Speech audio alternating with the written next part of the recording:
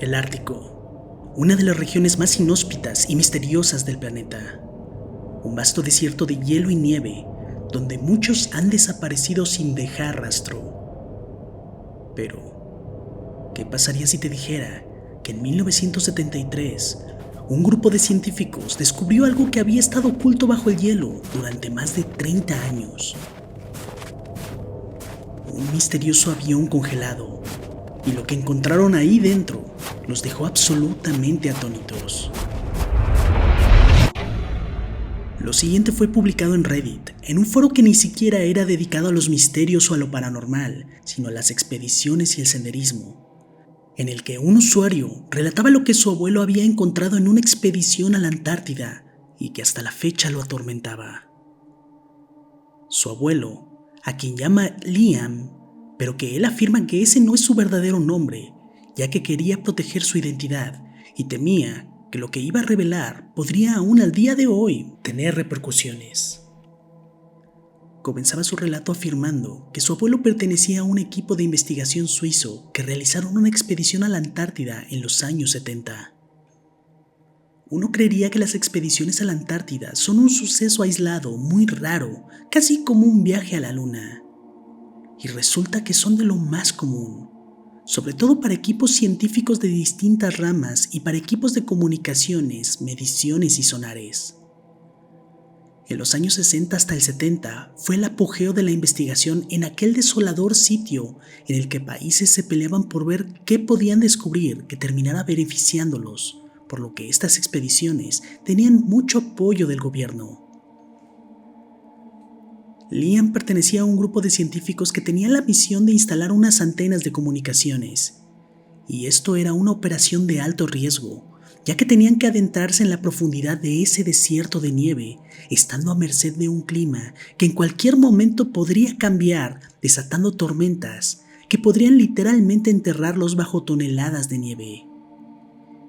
Y si ahora en el presente, aún con el uso de localizadores y tecnología, resultaría casi imposible rescatarlos, ahora imagínense hace 50 años, en el que un par de walkie-talkies, una brújula y la bendición era todo con lo que contaban para regresar al campamento. El equipo constaba de 15 personas, pero que se subdividió conforme iban avanzando para formar distintas bases y cubrir un mayor perímetro. El primero era el campamento líder, en el que se colocó la primera antena y en donde 5 personas se quedaron haciendo guardia, mientras otras 10 avanzaron a formar el siguiente campamento, que colocaría las antenas en un perímetro de pocos kilómetros, en el que se quedarían otras 7 personas. Y por último, un equipo de los últimos 3, quienes serían los que se adentraron más al inhóspito paisaje, y quienes lo conformaban eran los hombres más fuertes y experimentados del equipo.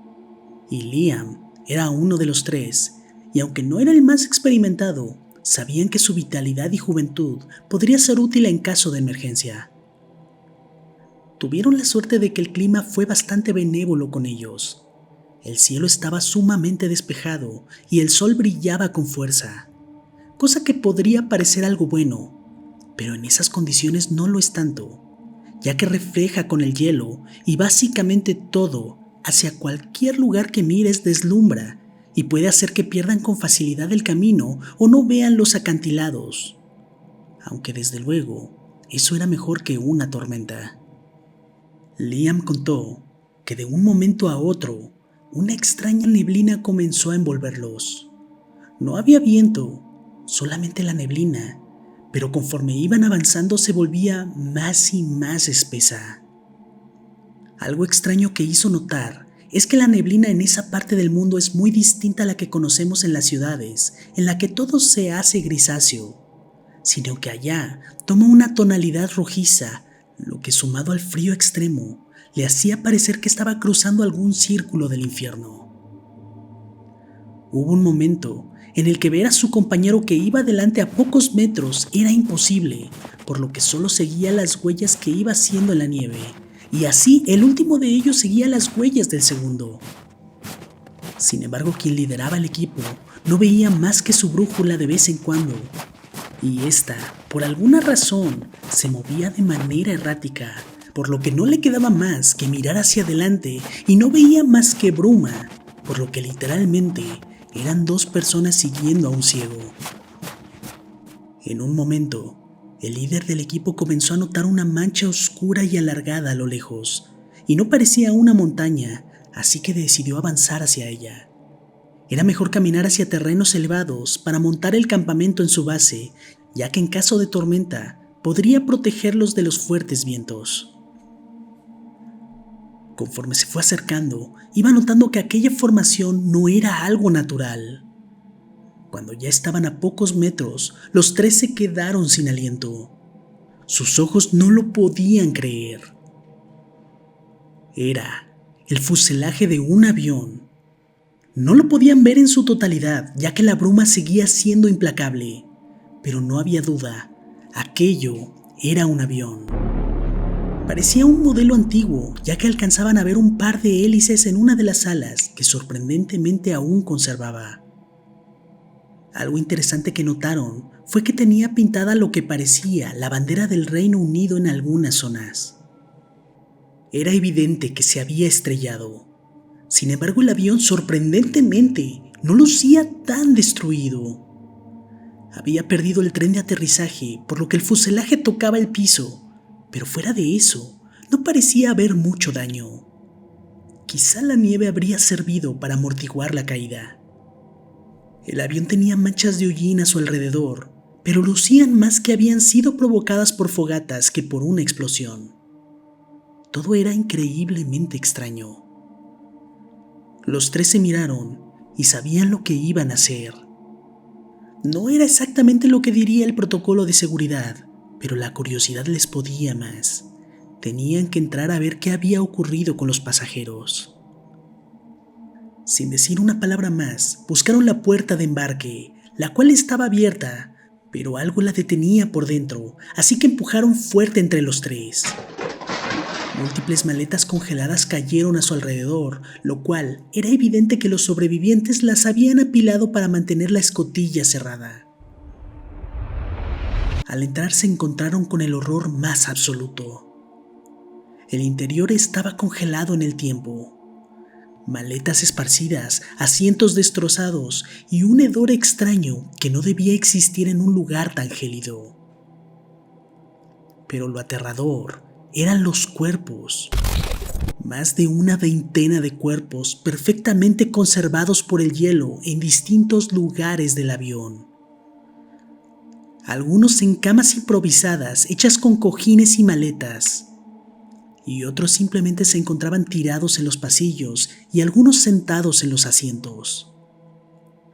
Todo se transformó en una pesadilla cuando observaron que los rostros de ellos estaban completamente arañados, y lo más aterrador es que estaban incompletos. Los párpados estaban vacíos y sus bocas abiertas en un grito eterno y carecían de lengua. La escena era completamente horrible, parecía sacada de una película de terror. Liam recuerda sentir curiosidad por uno de los cuerpos y acercarse a ese rostro sin ojos, con las cuencas sangrantes, que aún parecía llorar lágrimas negras cubierto de escarcha, con la intención de analizar de cerca qué es lo que le había ocurrido. Y fue cuando el capitán del equipo le gritó que se alejara de él rápidamente. Les dijo que tenían que salir de inmediato y buscar acampar en otro sitio. El otro compañero sugirió que pasar la noche ahí dentro del avión no sería una mala idea. Finalmente solo eran cuerpos y no estarían expuestos al terrible clima. Sin embargo, mirar el rostro desencajado del capitán fue suficiente para no insistir con la idea. Les advirtió que tuvieran cuidado de no tocar nada más del sitio. Salieron del avión, volvieron a cerrar la compuerta y siguieron su camino, perdiendo entre la bruma la silueta de aquel misterioso avión. Conforme avanzaban, casi rozando la noche, la bruma fue desapareciendo y la visibilidad volvió a ser normal. Montaron el campamento y prendieron una fogata. El capitán les preguntó si ambos traían un par de guantes extra, lo que ambos asintieron, a lo que la petición siguiente les resultó sumamente extraña. Les ordenó que arrojaran los guantes que traían puestos al fuego. Se miraron extrañados, pero lo hicieron, Y fue cuando el capitán les contó lo que hasta el día de hoy sigue dando pesadillas a Liam. Él no era doctor, pero tenía los suficientes estudios de medicina como para saber que lo que los había matado no habían sido ni las heridas, ni el frío o el hambre.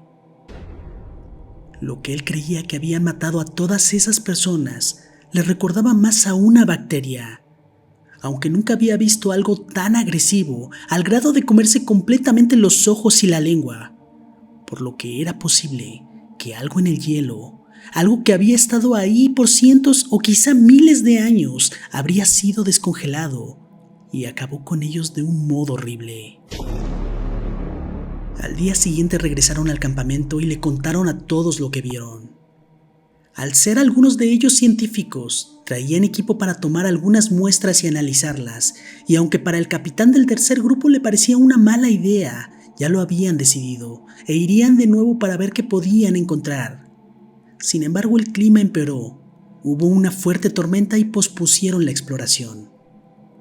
Para cuando el clima había mejorado, las reservas de comida ya se habían agotado, sin hablar de lo peligroso que era el aventurarse a ir de nuevo por algo que se salía completamente de la misión por la que estaban en ese lugar, por lo que solo se llenó un informe con lo que vieron, se archivó, y al menos Liam no volvió a saber más del tema.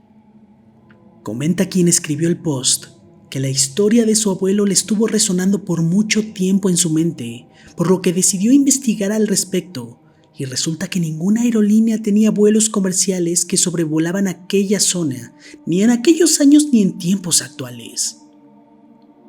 Entonces, ¿cómo fue que llegó aquel avión a ese lugar? En vez de seguir buscando un vuelo que haya cruzado la Antártida, se concentró en buscar el modelo del avión de acuerdo a la descripción de su abuelo, y resulta que tampoco concordaba con ningún avión de los 70. Sin embargo, hizo un descubrimiento increíblemente sorprendente.